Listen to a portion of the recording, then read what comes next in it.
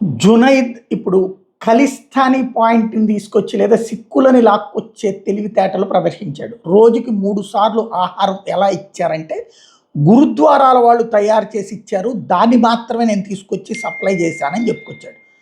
వాస్తవానికి గురుద్వారా వాళ్ళు మాంసానికి సంబంధించినటువంటి ఆహారం తయారు చేయరు. వాళ్ళు రోటీ ఇచ్చేస్తారు, కర్రీ ఇచ్చేస్తారు అది. కానీ ఇక్కడ బిర్యానీలు పెట్టారు, పిజ్జాలు పెట్టారు, బర్గర్‌లు పెట్టారు.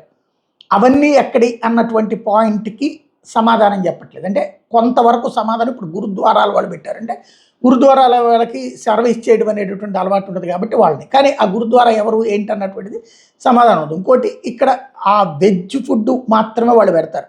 బిర్యానీలు, ప్యాక్డ్ ఫుడ్సు అట్లాగే ఏదైతే కీలకమైనటువంటి వ్యవహారం అందులో రాత్రి పూట్ల అర్ధరాత్రి పూట్ల కూడా కూల్ డ్రింకులు ఇవ్వడం అన్నటువంటిది ఇవన్నీ వాళ్ళు ఇవ్వరు.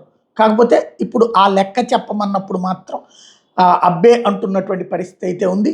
ఓవరాల్‌గా ఈ అంశం సుప్రీంకోర్టు దాకా వెళ్తోంది.